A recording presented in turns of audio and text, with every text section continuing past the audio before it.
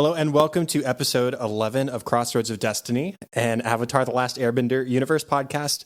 Right now, we're talking about every episode of Nickelodeon's Avatar: The Last Airbender, one at a time.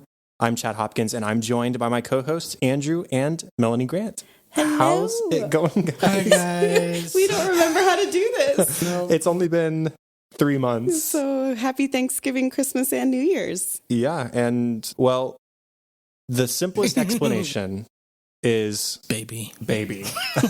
Newborn. Which all of you knew were coming, was coming. We talked about it. You knew that Melanie was great with child.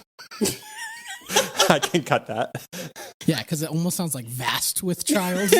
That's what they say about Mary in the Bible all the time.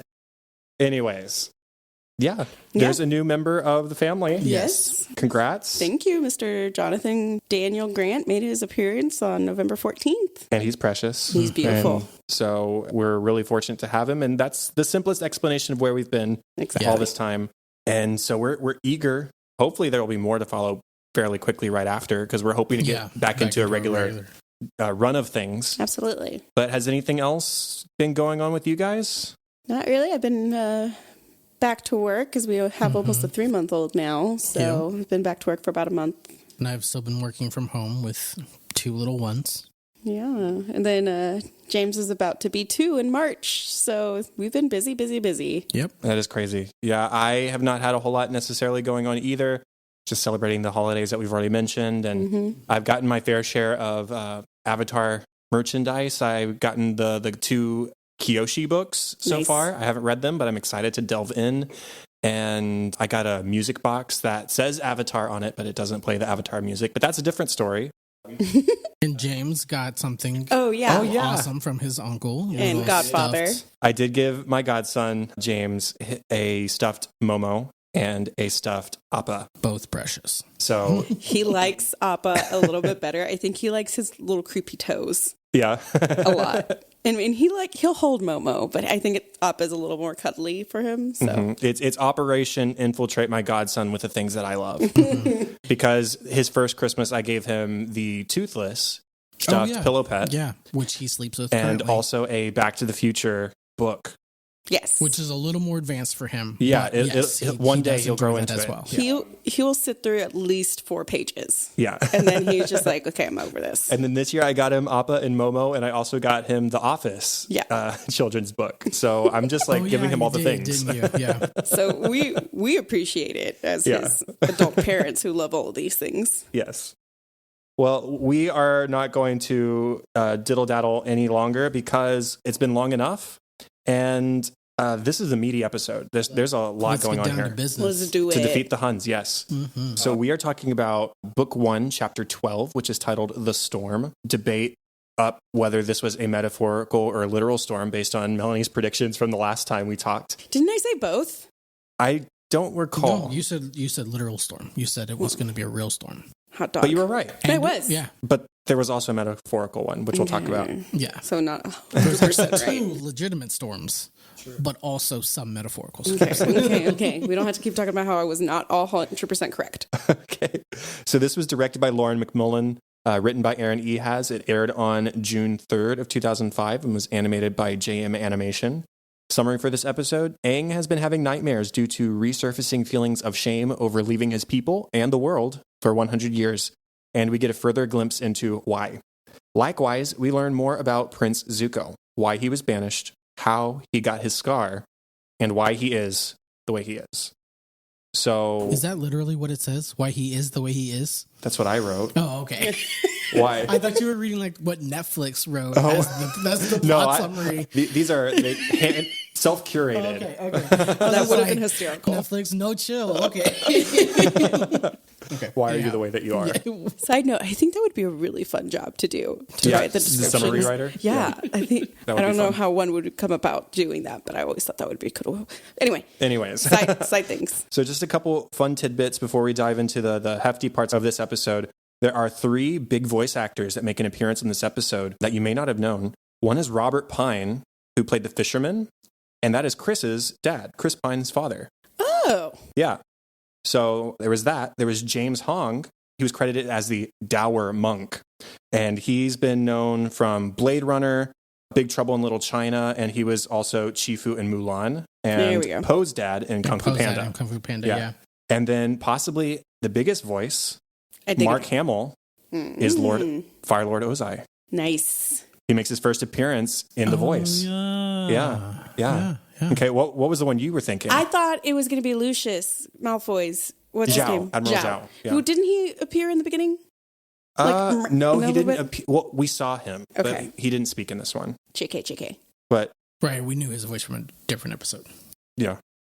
So those three big voices, especially Mark Hamill. I mean, Mark, we all know as Luke Skywalker, but he made a name for himself as the Joker and has done tons of voice acting credits since. And this is a great one of his. And there's still lots more to come from him as we get to see more of Fire Lord Ozai. I enjoy how he likes to play villains. Yeah. Yeah, he's really good at it. He's very good at it. Mm-hmm. Now, were there any other like fun tidbits or just things you wanted to point out before we do get into the weightier things? I thought it was really amusing that they docked Appa like like he was a ship. There was a bunch of fishing boats, and Appa was just like on the pier floating in the water, and I was just like, okay, sure, why not? I thought that was really amusing. And something that I pointed out when we were watching earlier is at the very beginning of the episode when Aang wakes up from his nightmare, Momo is laying with Aang and he purposely jumps from Aang to Katara to Sokka on top of all of them. Like, I have to wake up everybody at once. Everybody needs to know. It's very my cat in the morning. Yeah, absolutely. No, just little fun moments like that. Yeah, and we can point out some of those as we go. I certainly know that I have my notes that some of those pop up in. But we start off and Aang is having nightmares. Sokka's first question is, what happened? Did we get captured again? It's a norm. Yeah, the usual. Another day in the life of the gang. Team Avatar. Yeah. Zuko is ignoring Iroh's advice to head away from the storm. Now, there is no confirmation of a storm yet. It's just one of those old man feelings. The fisherman's wife has one of those same feelings that we meet in a few minutes. But Zuko argues that finding the Avatar is more important than any individual safety. Now, to be fair, he would include himself in that as well. True. But it is a bold statement. He walks over to the... stares the crewmate. Is it a lieutenant, I think? He says it, yeah. Yeah, he just says... This is my opinion. Look at me in the eye. This is my thought. Did I stutter? Yeah, exactly. Did I stutter? And Iroh does defend Zuko to the crewman. He says, oh, he's just worked up. He didn't mean that. Well, of course, he meant at least part of it. Mm-hmm. And the storm ends up being real. Mm-hmm. And the lieutenant confronts Zuko. And Zuko says, you better learn some respect or I will teach it to you. And that just brings up this heated argument. What do you know of respect, seeing the way you treat me, the way you treat these other crewmates? What do you know of respect? And we almost jump into an Agni Kai right off the bat. Mm-hmm. But Iroh does break up the fight. He does stop the lieutenant. Per usual. Yeah. And the lieutenant's final words are calling Zuko a spoiled prince and saying, you don't care about anyone but yourself. Do we have any thoughts on that right there? I mean, up to that point, do we have any reason to suspect that might not be true, that Zuko doesn't care about anyone but himself? I think just because of how much Iroh defends him, I don't think he could be categorized as a person that will just defend anybody without any merit. Like, he does it for a reason because he's a good judge of character, I would say. So just before the fact that Who's defending? Iroh is defending Zuko. Okay. So you're saying that adds validity. That adds validity. Fact. I mean, otherwise, I don't know. I think he's like a man of honor and wouldn't put his trust into just anybody. Yeah, I mean, there's definitely a level of veneration for Uncle Iroh that we have gotten over these 10, 11 episodes with him so far. And so even the lieutenant says your distinguished uncle or something along those lines. Right. So they respect him. There's an adjective in there that says that you should be showing more honor to your uncle and not, but you're not. You don't show respect to anyone. I was going to say I do find it weird that he calls him a spoiled prince, even though I felt it kind of obvious that he's a banished prince. True, but he is still traveling around with his uncle who isn't banished that we know of. And he does have a crew and he does have a ship, even if it is a scrawny one. Right. So, I mean, there's still a level of respect afforded to him because of his birth. Fair banished enough. or not. Okay. And he hasn't been banished for that long. And he's in charge. Right. I mean, he's running the ship. I understand all of that. It just seemed like it's like you were assigned to this ship to this prince. You should kind of know the situation a little bit more. I mean, obviously, we learn a lot about the situation as a whole this episode, but I just kind of felt like as a crew member at all, I mean, even at his level, he should have known that something else was going on with Prince Zuko, that he wasn't just, at least not necessarily in good standing. So how do we want to tackle this? Do we want to just follow all of Zuko's storyline first and then do all of Aang's? I think that's a good idea. Best, or else we're just going to be back and forth. It's going to be back and forth, and it's like confusing. And okay, so at this point, Iroh does sense the unrest with the crew, and he sort of comes almost as a peace offering. Like, let me give you some information. Let me give you some insight onto why he is the way he is. Yeah. And then, I mean, he comes down in the middle of them, like, dogging on Zuko. Ooh, and he sneaky doesn't act on it either. He's like, no, I get it. He's kind of being a tool. Like, that's he's fine. tough to be with. I get it. Yeah. Let me join you. Let me talk to you. It, like, you know, let's ignore the fact that y'all are just sitting in the dark hating on your captain right now. Like, let's ignore that fact. Right. Slight mutiny. Yeah, let me just sneak in here and let's actually talk about what's happening. So we jump into a flashback as Uncle begins to light things up. And the very first thing we see Zuko without his scar. And he's so handsome. And so, I mean, right away, we can make some guesses as to what we're about to see. Like, without Uncle saying, let me tell you how he got his scar. Right. We can make guesses because this is our first time seeing Zuko without his scar. And my thought was, Uncle feels guilty because who let Zuko into this war meeting?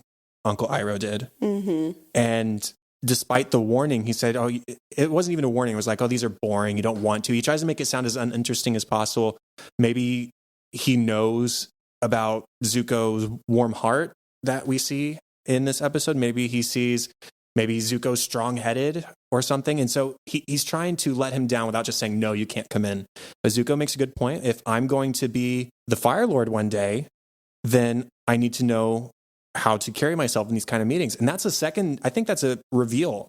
Did we know before this? Yes, Zuko was the prince, but did we know that he was like next in line to be Fire Lord? Heir.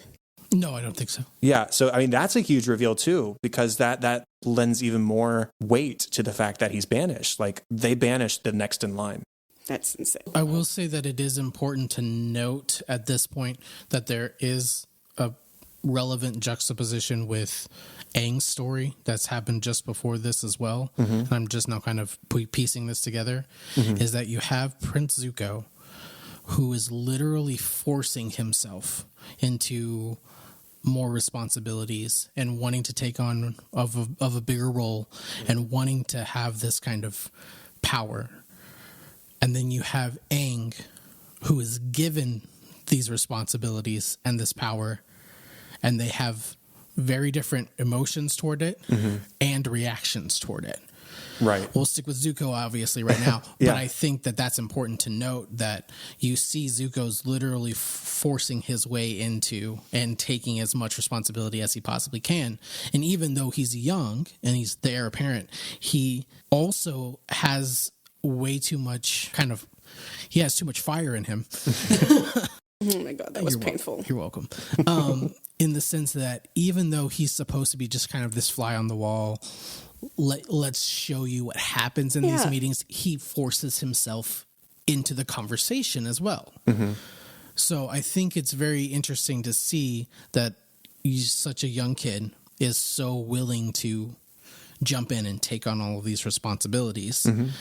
And how it kind of backfires. Yeah, the structure of this episode is very intentional with how they do pair these stories side by side. There's even some shots where we're zoomed in on Aang and Katara in the cave around the campfire, and then it switches to the view on the ship with Uncle around the barrel with the crewmates. And so it's like a back and forth. This is an intentionally linked story. And so I'm glad you pointed that out. Zuko does speak up because the Fire Nation was planning on sacrificing new recruits in order to mount a surprise attack from behind. And Uncle is quick to point out, Zuko was right. Of course, he was. But it wasn't his turn to speak out. It's not a great strategy. So his father says, okay, Agni Kai, you gotta deal with this. You disrespected. And so that's the result. And so Zuko looks at the general that he just disrespected and is like, okay, I will fight for my honor. I will stand up for what I believe is right. But it's not the general that he has to fight. And it's the Fire Lord. It's the Fire Lord. And that, can you imagine turning around, prepared to like show off to the best of your ability on this old dude who was about to sacrifice some new kids in the war, and it's your father? I mean, that's just weird. That's just so disrespectful. And not just your father, it is also the Fire Lord. I mean, there's extra stuff on top of that, layers on layers. And he's Fire Lord for a reason. Like, yeah, he has all these abilities. And so Zuko then balks. He says, I can't fight you. I'm not going to fight you. You're my dad. I'm sorry. I apologize. So no longer is he like trying to like stand up for himself. He's saying, please have mercy. I was wrong. I'm sorry. Don't make me fight you. And as he's sitting there, tears streaming down his face, his father, Ozai, says, you will fight for your honor. And he says, you will learn respect and suffering will be your teacher. And at this point, there's a very important shot for a reason that I don't want to spoil yet. True. When Iroh says, I couldn't look, and I turned my face away, there are two people in that shot who very eagerly do not turn away. One is Admiral Zhao, and one is somebody we don't know of the female persuasion. I'm trying to avoid just like summing up everything, but is there anything that we want to interject at this point? This is obviously what Iroh's intention was, to show the fact that what everybody in the crew knows Zuko to be is a hard, unfeeling, angry little guy, and he's just trying to show the other side of him. Like, no, this is why he is the way he is. He before had heart, and he still has it. He's just better at masking it because he was punished for it. So it's not as easy for him to be able to show that anymore.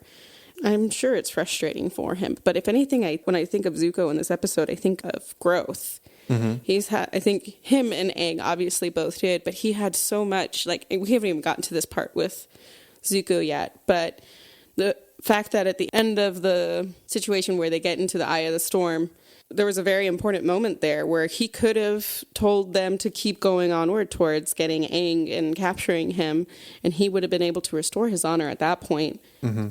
Quote unquote, restore his honor. That's at least what he's thinking it's going to do.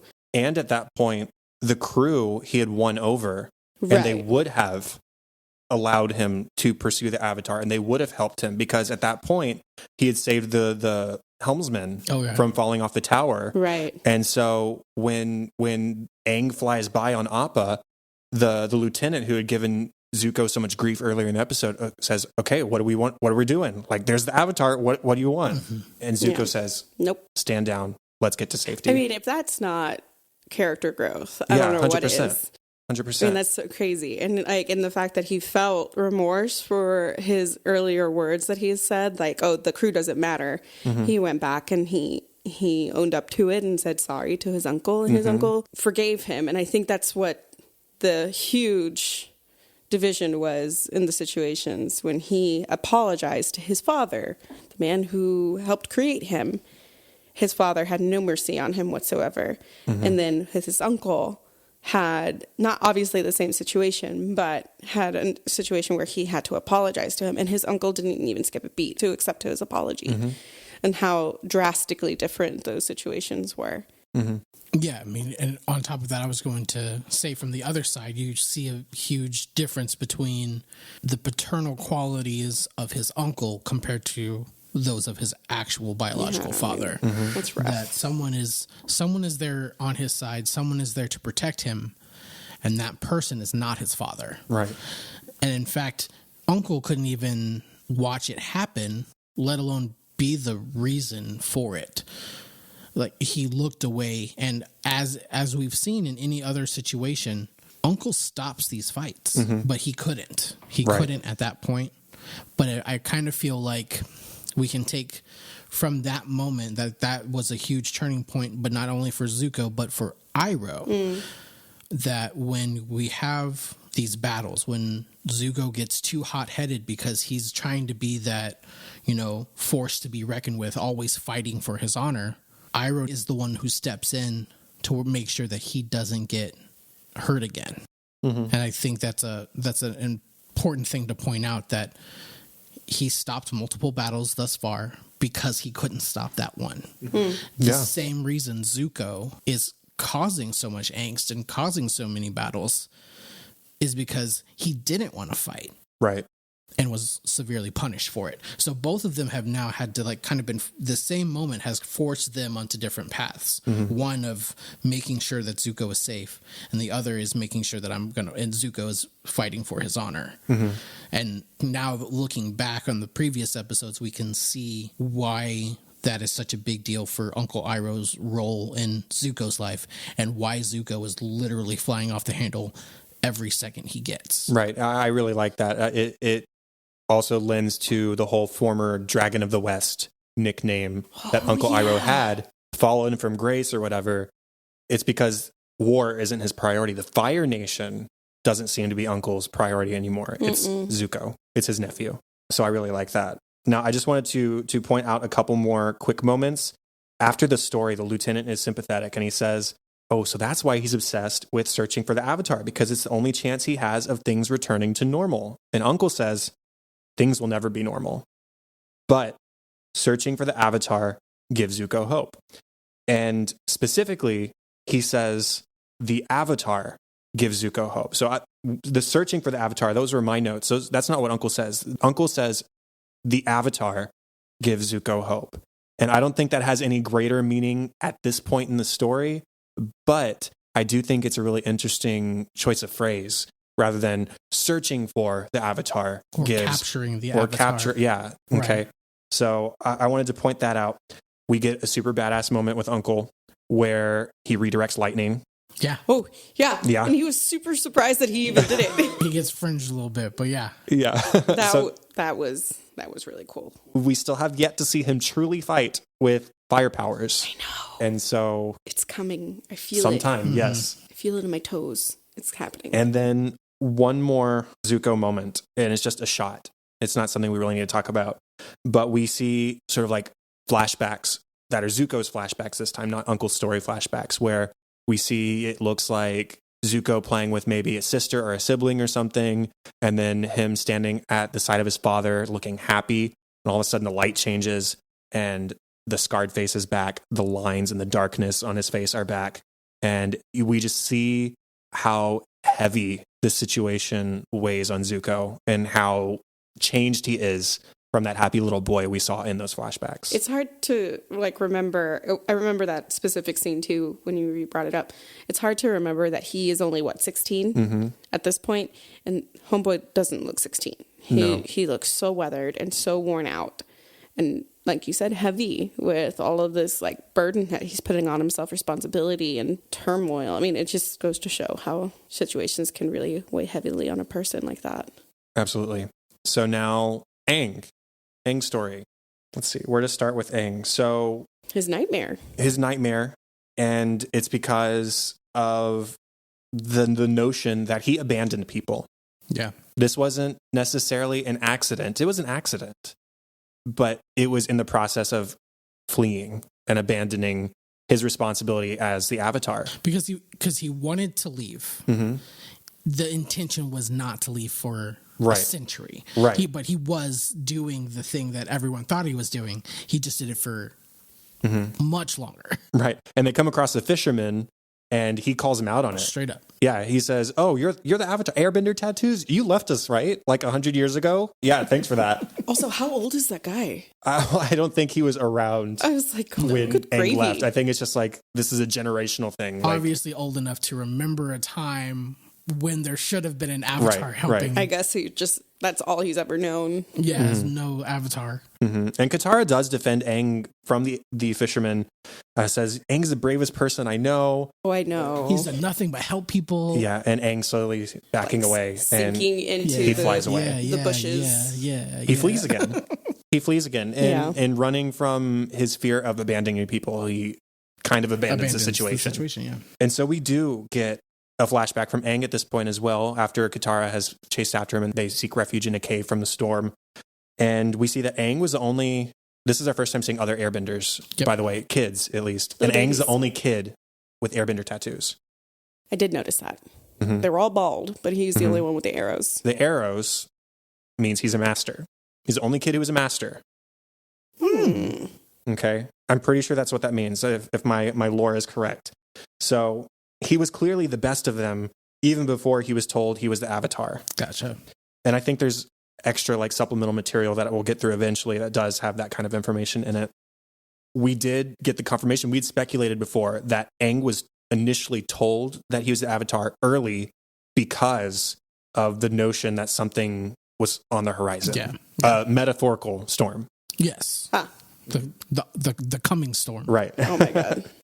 We get more of Gyatso as a father figure here, who's trying to preserve Aang's childhood as much as he can. We see how things change among his friends once Aang is told that he's the Avatar. Like, well, it's not fair anymore because you're the Avatar. He's like, well, I'm still the same. Like, nothing literally actually changed. But, you're the Avatar, so it's the only thing that's fair. Trying to protect him from taking on too many responsibilities at such a young age. Yeah. Yep, there's a mirror there for sure. What do you hinting? Iroh did the same thing. Oh, I was like, what the hell are you talking about, babe? Iroh got him out of the thing. I got you. And so this time, the instigating thing that makes Aang run away is that Gyatso is too affectionate. He is trying too hard to preserve Aang's childhood at a time when they can't afford for Aang to preserve his childhood. And so they say, okay, we're going to send Aang to the other air temple. He's going to be away from you. He's going to maintain his training there, and we're going to stand, hopefully, a fighting chance against the Fire Nation that's coming. And Aang hears the conversation and runs away. I don't know what they thought was going to happen with that. He's a kid. He's just going to do what kids do. Like, I don't know. That's so much pressure. If I would have been absolutely terrified. I know this is a cartoon. But at the same time, it's just like, how did you guys expect him to react? You told him this life-changing information and then took away his father figure. And they're like, cool. We're also going to put you in like intense training so that you can be our savior. Right. I mean, anybody would have fled. Yeah, I agree. Yeah, and don't apologize for it. It's a cartoon geared toward kids this age, like the age that Aang is. So, I mean, when it came out, that was roughly the age we were. So now that we're rewatching it, it's the same, like thinking back on how you would have reacted is exactly the kind of thing that we're looking for. Gives me so much anxiety just thinking about it. And even as an adult, you're like, no, thank you, I'm good. Pass. Hard pass. Like, I don't want to be the Avatar. Like, no, thank you. And so, like, at the same time, you have a young kid who's given all of this responsibility, and he doesn't want it. No, he doesn't want anything to do with it. He wants to live his normal life. He has a good thing going with his monk. He's obviously advanced in his training. He's very skilled at what he's doing. He wants his friends. But he wants to be a part of that. He wants to still live in his experiences. He wants to, he already doesn't really have a family because he's a monk. But the only semblance of family he has is still going to be stripped from him. And I had a question at this point because Aang runs away. And Gyatso comes up at this point and is like, I am not going to let them take you away from me. So what was Gyatso going to do? He was going to run. I was like, were they going to run or was he just going to stand his ground like, no, y'all can't do this? No, that or like, would they have fled together? Where would they have fled to? Would he have tried to pursue Avatar training in some capacity? Or would he have just like spirited him away for a few years until he actually turned 16, let him have his childhood, and then here's your responsibilities? Like, what was Gyatso's plan? I think Gyatso knew that he needed to become the Avatar sooner than normal. And it was always his intention, like, even when they were playing Pai Sho, he knew, like, he's had enough training for today. He wasn't going to cut him off. Right. The whole, like, he needed to train, but at the same time, he needed some counterbalance. Mm-hmm. And so I don't think he would have been like, oh, okay, if they're not going to do it my way, you're just not going to become the Avatar for a few years. But there would have been he would have gone about it a very different way. I think he would have done exactly what he was doing currently, just him and Aang. Mm-hmm. Like on the road. On the road. He wouldn't have left him alone. Mm-hmm. I really don't think he would have. Because if I would be going based on like him being a father figure, he's too small to have left on his own. Mm-hmm. And he would have continued his training, but he would have done it in pieces. He wouldn't have like crash coursed all of this information on him and expected him to be able to do it. Mm-hmm. But yeah, I feel 100% that he would have gone with him. Yeah, I think that's good. And who knows how things would have turned out. Katara does make the point that it's maybe meant to be the way things turned out that they did, because obviously we saw in episode 3 what happened to that air temple. Oh, yeah. Aang's people did not last much past Aang's disappearance. And had he been there, he obviously wouldn't have been a full-fledged Avatar yet. He might have been killed in the process. And who knows what would have happened, or maybe not even killed, maybe just captured, like the Fire Nation sort of intends at this point anyways. Yeah. Because they don't want to cause the regeneration into the next Avatar. Yeah. They just want to keep him alive and away from everything as long as possible. Right. So it's sort of meant to be. It worked out, I should say, that Aang wasn't there when things went down, because he's able to be here now. And that's the point that Katara makes, and it eventually does sort of win Aang over, and he understands, and he is able to sort of make a difference now immediately by rescuing Sokka and the fishermen from the storm. And there's this wonderful shot where after they have rescued Sokka and the fishermen and they're flying, and all of a sudden here comes this giant wave and they're capsized, the imagery is identical to what we saw in the flashback. But the key difference here is that Aang isn't by himself anymore. Aang is with friends, with people he cares about and who care about him and who are trusting on him. And so when he activates the Avatar state, then it's to rescue all of them, not to freeze himself in an iceberg for another 100 years. Right. Oh, that's good. I really like that echoing of the imagery from the flashback to what we see here. And we do have the meeting where they actually come across each other, I think, twice, where Aang flies by the first time, to get Zuko's ship. Yeah, to find and Zuko just sort of shakes him from his mind, like, okay, I'm saving the helmsman right now. There's other things that are more pressing right now.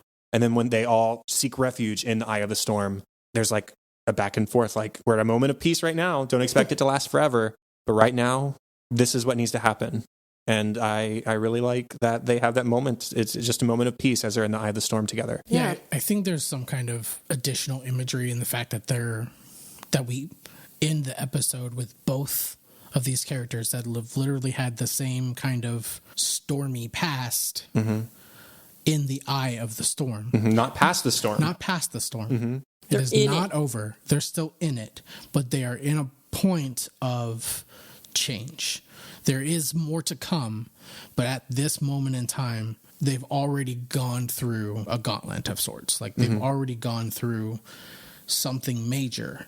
And this kind of the eye is always considered this midpoint imagery that there's still much more to come, and it is not going to be easier than the past. No. And it may not even necessarily be harder than the past, but it's going to be a storm nonetheless in order for them to get out. I agree. Now, I don't really have any other like story points to talk about, but just a couple general takeaways. There's the idea that everyone has a struggle that you know nothing about. I think that's a great takeaway for kids in this episode. Mm-hmm. And then making the most of now rather than lingering on the could-be's of the past. So everybody walks away with something to learn here. Aang learns that he has to sort of let go of what could have happened and embrace what is happening now and what he can do now to help the people around him and help the people of the world.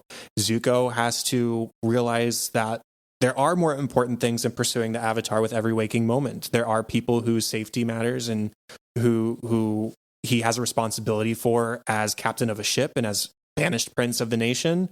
Everybody has things that they walk away from this episode learned, and I think that it's just another great learning episode for our characters and for kids. And that's sort of the point. I want to make yet another kind of mirror image of Zuko and Aang and how both of them have to learn from their past. For Zuko, it is very different than for Aang, because Aang is making sure that he does not recreate his past. He's, faced with the exact same situation. He handled it one way, and he needs to make sure that he doesn't handle it that way ever again. For Zuko, his past is very different. And he now has to challenge both the authority presented to him and the authority within himself and figure out which is correct, which is a big deal to tell a teenager, in the fact that whomever is telling you right and wrong may not know what is right and what is wrong. And so you have to have your own authority to make that decision. So him learning from his past isn't necessarily making sure that he doesn't do what he did in the first place, because honestly, he was correct. And he needs to stick to that. And so what he's doing is he's learning that what I've been told, what's been drilled in my head ever since this happened, may not be the way to handle things. There are other people around me who depend on me. There are other people around me who need me to make the best decisions for those, to make sure that we can see tomorrow, that my needs don't outweigh those of those around me. In terms of pursuing the Avatar or pursuing his own honor or own power, that isn't going to be necessarily paramount all the time. In fact, maybe something that he realized in the course of this episode was a better way to restore his honor is in finding these moments to win over the people around him. Yes. He is not won over last minute to rescue this guy who's falling. It's not like he makes a last minute, I'm going to jump and catch you at the last. No, he's the first one to climb the ladder to get to the helmsman to rescue him. Yeah. He realizes that that's his responsibility. And so that is doing more to bolster his honor than finding and capturing the Avatar is. His people might rally behind him instead of his father. Affecting his sphere of influence is going to be more important than trying to get back into the sphere that he was in currently. He needs to build his own, not go back. Right. And that's what I think I'm ultimately saying, is that him learning from his past is a very different phrase than Aang learning from his past. Right. Because of how different their pasts are, because of how different they are as characters. Granted, they're coming to similar points. They both need to take the information that has been presented to them in the past, figure out what is right, and then act on it. And since Zuko wasn't given a great example, he needs to act on what he believes is correct. And Aang was given a good example and ran away from it. Right. And so he needs to act on what's correct.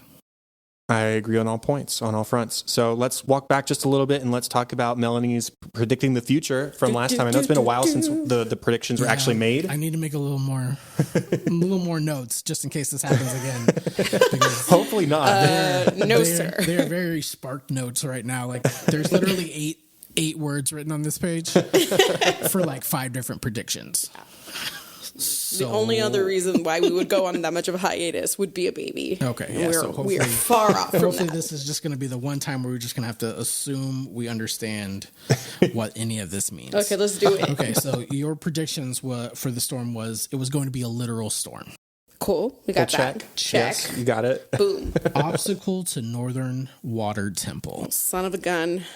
No? Oh, I was thinking that the storm itself, because the literal storm was going to stop thinking it was a them literal storm from making their way to the Northern Water Temple. Yeah. That isn't not correct, but it is also incorrect. Thank you for summing that up. Yeah, you're welcome. Because yes, we did go a whole episode without getting any closer to the Northern Water Temple. However, that was not why they didn't go to the Northern Water Temple. So I'm just going to check minus on that one. Sure, whatever. It's good that you're not a teacher. Then it just says Zuko and Uncle.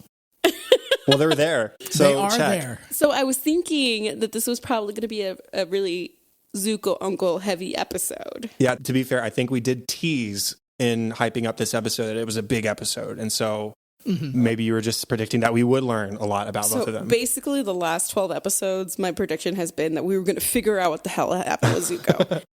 Well, And we made eventually it. you are going to be right. And eventually, one of my predictions were going to be Here we correct. are. Ding, ding, ding. Boom. Winner, winner, chicken dinner. And then it just says, or Avatar Storm. And I don't know what that means. Inner turmoil. And so, yes, there's the metaphorical storm. She got it. Oh, sure. Yeah. Boom. We'll go Stop with with that. your shifty eyes. I was right. I don't know what. I don't think that's what you meant by I think Avatar that's, Storm. I think that's what I meant. It's okay. The listeners know because they listened to the last Oh, episode. yeah. Y'all know. Oh, crap. Comment or something so we can Yeah. remember. Y'all don't tell me if I'm wrong, though. Just let can me tell live me, in my and I just won't ignorant tell her. bliss. Oh, no. So, Next episode. yeah, next episode is titled The Blue Spirit. Okay. Yeah, not a lot going there. Why did they do this? What was the other one that was like, Jet. Yes. it really pulled a bunch of crap out Okay, of that well, one. think about it. So, Jet, Jet's a bad example. The Great Divide was the episode before this one. And that ended up being both a literal and figurative divide. And then this episode was titled The Storm. And that one was both a literal and figurative storm. So you're saying go with the pattern here? Possibly. I'm I'm going to see a spirit. What would be a physical spirit and what would be a You know who was blue? You know who was blue? Who? Iroh. Iroh was blue. Iroh was blue. what? Yeah. Whenever he was like, they hold on, words. Oh, are you talking about in like when he saw the spirit dragon? Yeah. He was blue, y'all. Well, he saw was. the blue thing because he was captured by the Earth Nation at that point. He was on the back. He was in shackled. handcuffs on the back I of swear of a chocobo. like he was. No, Aang flew over on Roku's dragon, who was blue. Maybe that's what I'm thinking. Because he was a spirit dragon. Oh, okay, thanks, babe. That's okay. No, I was just saying like that the dragon wasn't necessarily blue, but it was depicted blue because it was in The spirit realm. Well, that's what I'm saying. I think we're going to go back to the spirit world Okay. Spirit. because they're blue there, Mm-hmm. and that's all I got, fam. Okay. Any idea why we would see a blue spirit and not any other color? Not particularly, because I think it's pretty much because that's the only color we've seen. Okay. The panda spirit was black and white. That's true. That stole Sokka. I'm gonna have to listen to our episodes again because I can't remember. Okay. Well, aside from the title, is there anything based on like happenings in the story that you think we might see next? We need to figure out how he's gonna learn all these tasks. How is this All gonna the other happen? elements. Mm-hmm. Mastering elements. I mean, we have from solstice to solstice. Mm-hmm. We're eating up some time. And not winter solstice to winter solstice. No. Okay. Any other just like general story predictions, like what we might see next? No, I don't think so. Okay. I'm really not in with this love story for Katara and Aang, though. I don't want it. You don't want it? I don't want it. Okay. Hates Katara. That's not it. I love her, but I just don't love them together. With Maybe Aang. I don't know. Well, we don't even know if it's real. They're like 11 and 12 years old. So Also, yeah, cool. we'll just have to wait and see. We'll just have to wait and see. Okay, everybody. So we're recording this after the fact to talk about some breaking news. It's not immediately after the breaking news. It's been a week or so, but something major to talk about. Nickelodeon has announced that they have created Avatar Studios, and the chief creative officers are going to be Mike and Brian, who created the show and created The Legend of Korra and all that stuff, which is huge news because this comes after the news that they had departed the live-action Netflix adaptation that is still in progress, as far as I know. There were some rumors about that recently, too, that are really awful, but we're not going to talk about those right now because it's kind of a nightmare and they're not confirmed. But Avatar Studios, do we have some immediate thoughts? Yeah. Thank God. I'm just excited to see what comes out of this because I know that they knew that they had a great thing with Avatar, and they've obviously have a couple of companies playing out what else can come from the Avatar universe, but it's always been so slow. And I don't think they knew how big of a thing they had until, I mean, essentially it got on Netflix. Yeah, I mean, people were more aware of it, and kind of like this new upspring, because there was such a fertile ground in terms of sharing and the new social medias that are out, it compared to when we first saw it. Now we have TikToks. I mean, Twitter is still around, obviously, but the way that people are sharing things and getting really into the nitty gritty. I've seen so many TikTok accounts about people like delving into the ins and outs of, certain characters and, the Avatar stages and things like that. And I think it's really cool. I mean, I gobble it up, and I don't know if the higher ups of any of these networking companies really knew how big of a fan base existed. It just was kind of a sleeping giant, and Netflix woke it back up. And thank God that Nickelodeon still had enough rights to be like, we're gonna go ahead and just take this back. Well, here's the thing. I know y'all haven't watched Legend of Korra yet. Andrew, you've seen season 1. I've seen a little bit of it. But Legend of Korra was done dirty by Nickelodeon. I don't know how much of this you know. I was just looking at some of it so I could give a little bit more accurate information on the third season. Really, there's 4 seasons of Legend of Korra. On the third season, after 7 episodes, they put the rest of them up online. Like they stopped broadcasting it. Why did they do that too? And then for season 4, they didn't start with broadcasting it. They started with putting it online through Nick.com and Amazon Video and iTunes and Hulu. And eventually they started broadcasting it. But really, I mean, production was rushed. They didn't really know how much they were going to get at a time. Nickelodeon did the creators really dirty with Legend of Korra. And the reason that it took so long for that show in particular to gain traction is because Nickelodeon didn't put their full power behind the vision of it. And so for them to completely reverse that position now and be like, okay, guys, sorry, you have your own studio now. You guys are in charge. Do what you want. That's a really important thing, and so I'm glad that they're seeing exactly how powerful an IP this is, and that there can be such great things to come from it in the future. And talking about what is coming from it, they will produce content for platforms including Paramount Plus and Nickelodeon, as well as third-party platforms and theatrical releases. In fact, the first project set for the studios is an animated theatrical film that is set to start production later this year. We don't know exactly what it's covering, content, what it's going to cover, if it's going to be more of Aang and Friends, or whether it's going to be Korra, or whether it's going to be something completely different. We don't know yet, but within the year, they're going to start production on this animated movie coming from the studios.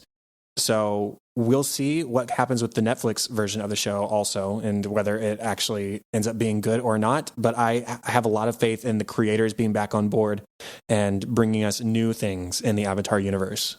There's hope at the end of the tunnel. There is hope.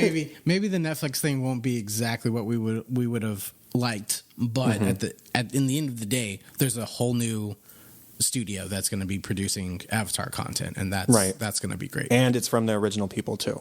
Perfect. So, even better. So we just wanted to fit that into this episode so you could hear some of our thoughts on what's coming next in the Avatar universe.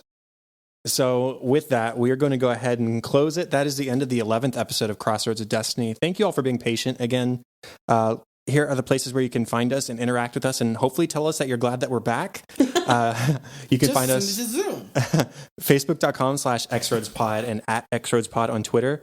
Please, please, please, we would love if you went over to Apple Podcasts and left a rating and a review. That's a great way to let other people know that we're back too and help us rise in the podcast charts.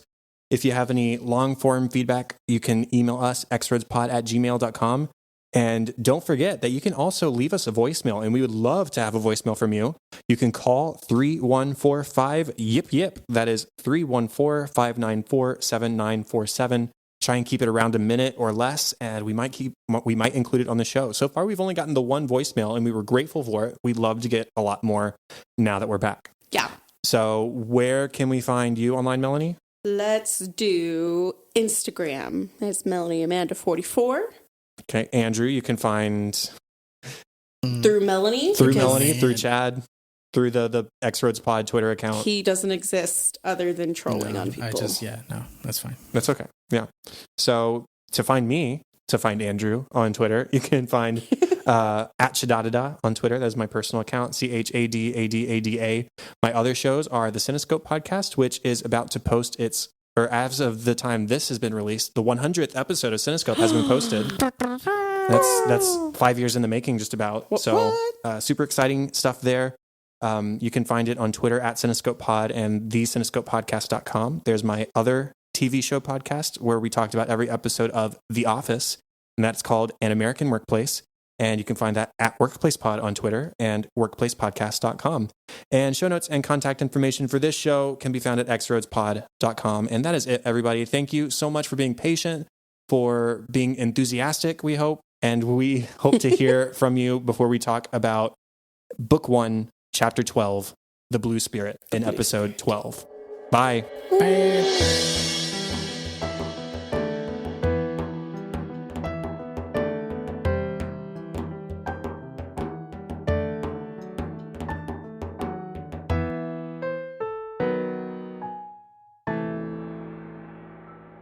You want to know how I got these scars? No.